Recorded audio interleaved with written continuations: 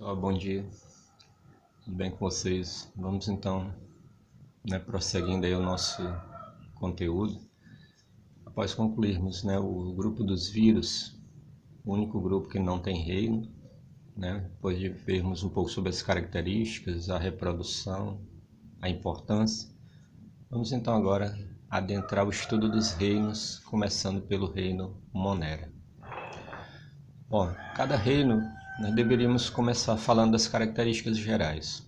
Como a gente já falou dessas características do reino Monera, lá no capítulo 1, na parte 2 daquele vídeo, a gente não vai aqui se demorar em falar de novo de características. Só lembremos que Moneras são todos aqueles que são unicelulares e procariontes, é a característica principal deles.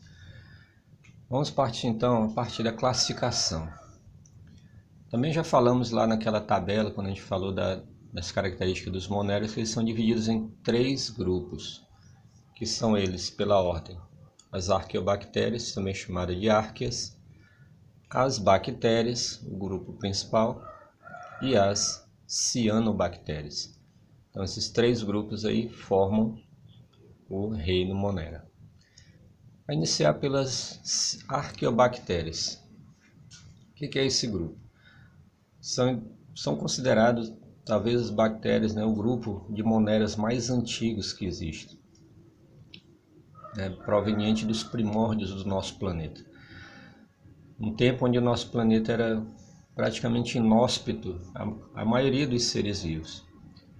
As características do nosso planeta eram totalmente adversas, não tinha atmosfera, então os raios solares entravam com muita violência, altas temperaturas, muita erupção de vulcões, os oceanos ainda estavam se formando e por isso acredita-se que esse grupo seja dos mais antigos, E não por acaso, qual é a característica principal das arqueobactérias?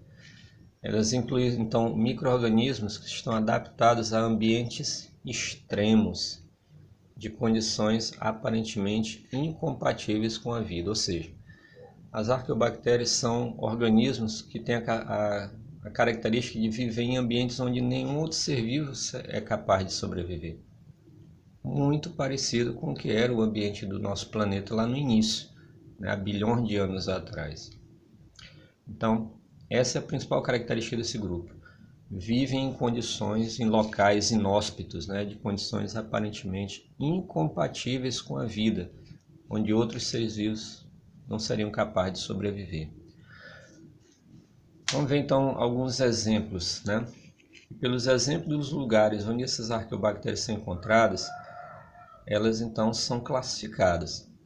Por exemplo, as arqueobactérias chamadas de termófilas são aquelas que são encontradas em locais de altas temperaturas. Altas temperaturas é aí perto de 100 graus para cima, como por exemplo fontes termais.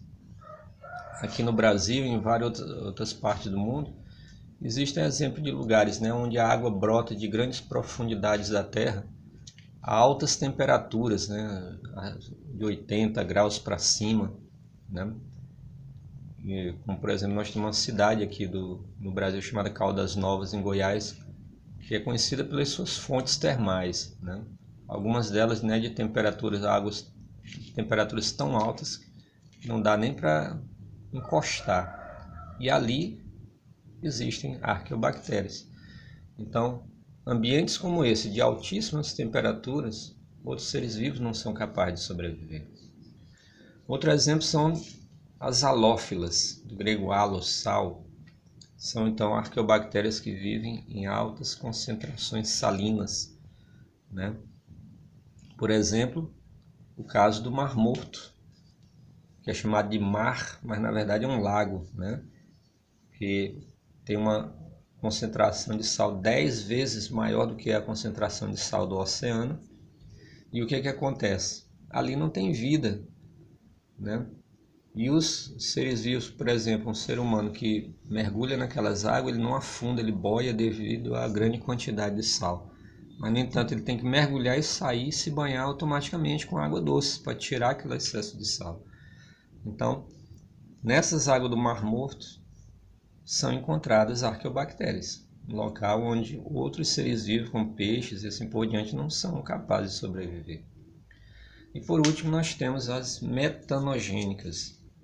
Metanogênicas vem de metano, né? Ou seja, arqueobactérias que vivem em locais com altas concentrações de gás metano. É um gás, né,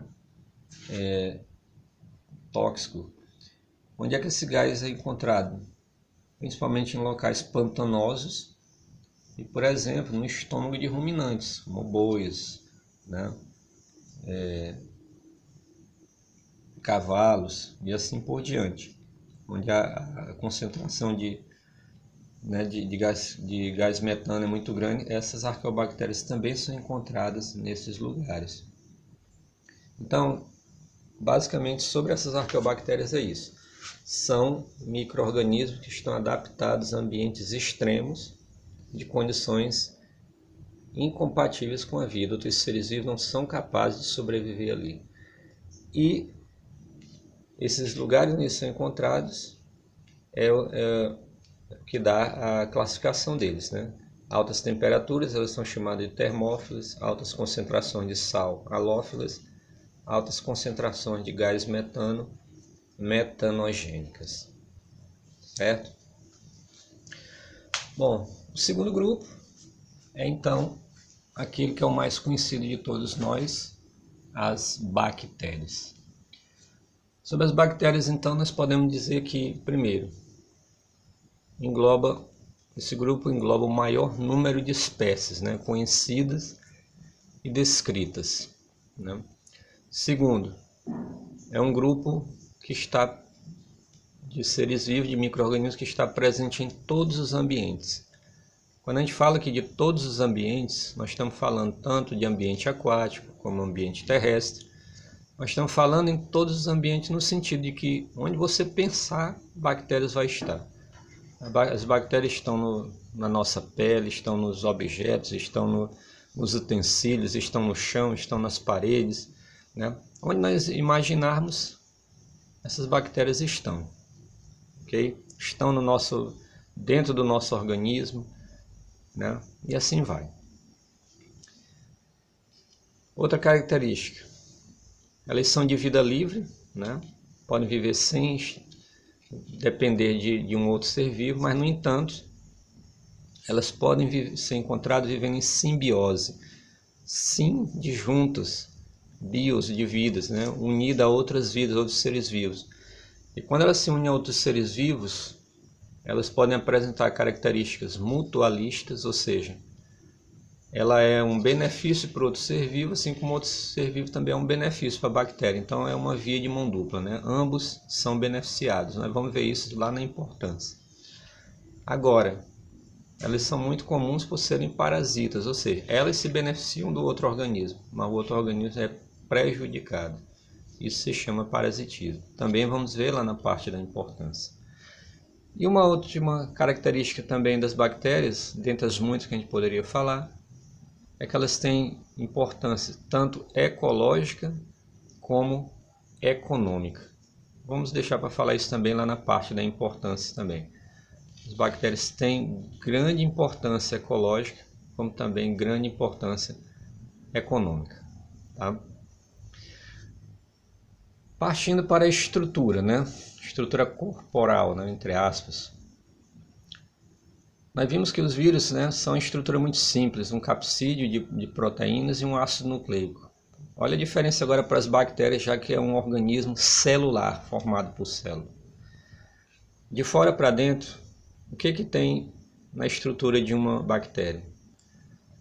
Bom, nem todas, mas muitas delas apresentam uma estrutura que é a cápsula, que está presente em algumas bactérias, e aquelas que possuem são chamadas de bactérias capsuladas. Tá? Diga-se de passagem, bactérias capsuladas são muito mais perigosas do que as não capsuladas. E a função dessa cápsula é o que? É revestir a parede celular e a membrana plasmática, que são as estruturas que nós vamos falar agora na sequência. Ok? Parede celular, que é a segunda estrutura que vem logo abaixo da cápsula. Bom, as bactérias são os primeiros seres vivos que nós vamos falar que contém essa estrutura chamada parede celular. Se bem que nós já falamos sobre isso lá no primeiro ano, quando falamos da membrana plasmática, né, ali dos envoltórios. Bactérias, fungos e plantas, os três têm parede celular. Agora, qual é a diferença de um para outro? É a composição química. De que é composta a parede celular de uma bactéria? Dessa substância chamada peptidoglicana, que na verdade é o que? É uma associação de peptídeo, que é proteínas, associada à glicana, vem de glicídios, açúcares, carboidratos. E parede por quê? Lembra algo rígido. Rigidez por quê? Que a função dessa parede celular é protetora.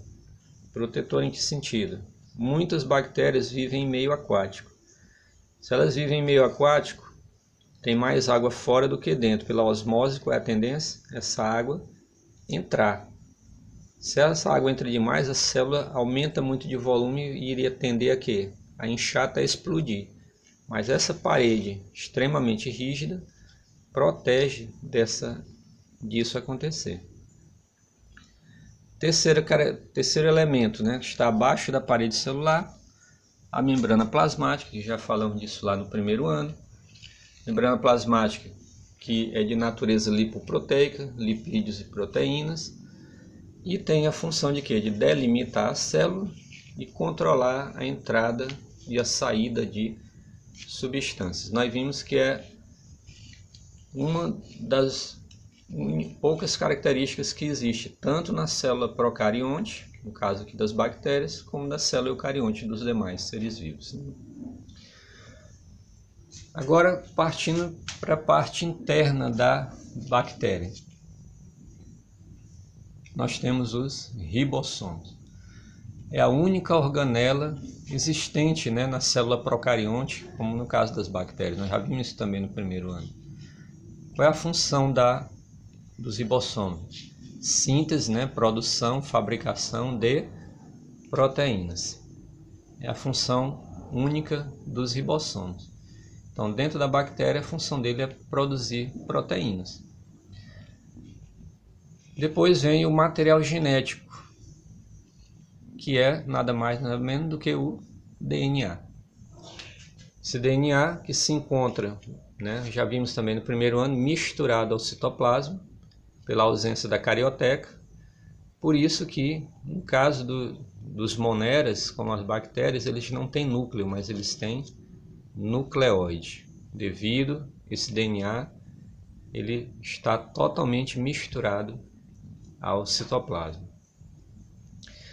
Bom, existem também os plasmídios. O que são isso? São fragmentos, são pedaços de DNA que se soltam da molécula de DNA, e descobriu-se que são eles os responsáveis pela resistência aos antibióticos. É eles que causam essa resistência. Por isso que o uso indiscriminado de antibiótico vai causar resistência àquele medicamento. E quem possibilita isso é essa estrutura chamada plasmídio. Bom, voltando para a parte externa, ainda tem duas estruturas acessórias que nem todas as bactérias têm, algumas têm, outras não, que são, por exemplo, os flagelos. O que são os flagelos? Também já vimos isso no primeiro ano, quando a gente estudou lá no citoplasma. São estruturas externas, são filamentos alongados, que estão relacionados a quê, gente? Ao deslocamento, ou seja, a locomoção. Certo? E as fímbrias, que são estruturas muito parecidas com o flagelo, mas qual é a diferença? Que são filamentos mais curtos. Se os flagelos são mais longos, as fímbrias são mais curtas que os flagelos. E estão relacionados aqui a adesão, ou seja, permitir a bactéria se unir a uma outra estrutura, por exemplo, uma outra bactéria, né, ao substrato, e também a reprodução, que nós vamos falar sobre isso lá na parte da reprodução.